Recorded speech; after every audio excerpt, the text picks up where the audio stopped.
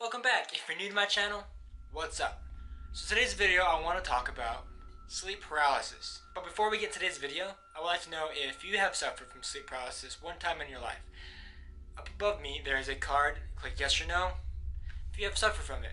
Almost everybody has suffered from sleep paralysis in their lifetime, and about 8% of them continue to go through sleep paralysis. I haven't had it within 2 years. Last time I had it was about 2016, and it was the worst experience of my life. It used to happen recurrently, but after that last time, it stopped. Right about here was normal sleep paralysis, and this one was way up here. I saw things and I experienced things I didn't want to ever experience ever again. In this video, we will go over the doctor's point of view of sleep paralysis, the lore of sleep paralysis, and then probably in the next video, we'll cover my experiences and other people's experiences of sleep paralysis, because they get pretty weird. When doctors talk about sleep paralysis, they talk in a scientific way.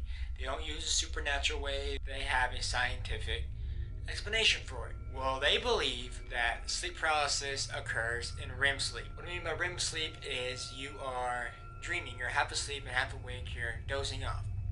Like I said, basically dreaming, but you're awake and completely paralyzed at the same time. Yeah, it's creepy. Basically, being half awake and half asleep, you know what's going on around you, but your body's asleep and your mind's awake.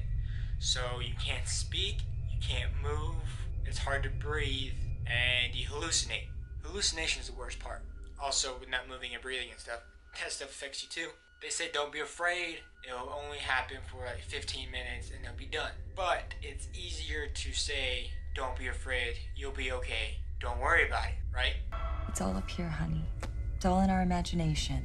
Now experiencing it, that's a whole different ball game. The lore on sleep paralysis is the hag, the mare. That's where they get nightmare from. The guy in the top hat, the red eyes. Now this one is the part where it gets kind of weird. Alien abduction. Yes, some people experience alien abduction, and that's a whole different type of story.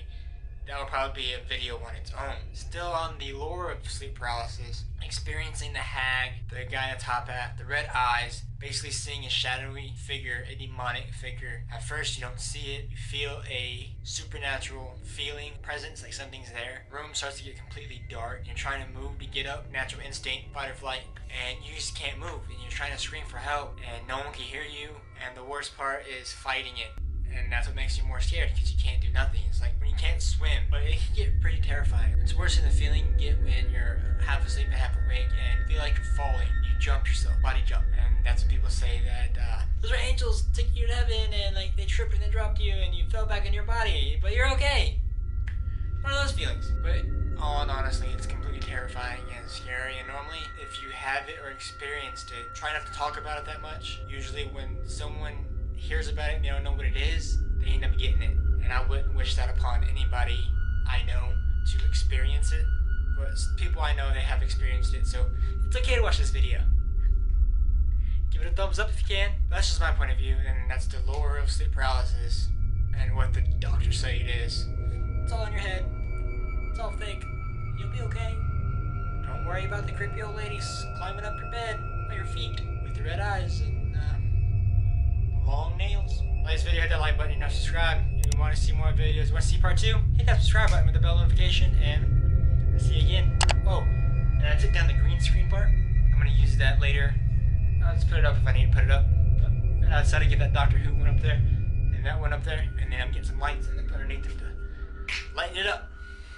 Alright, peace guys.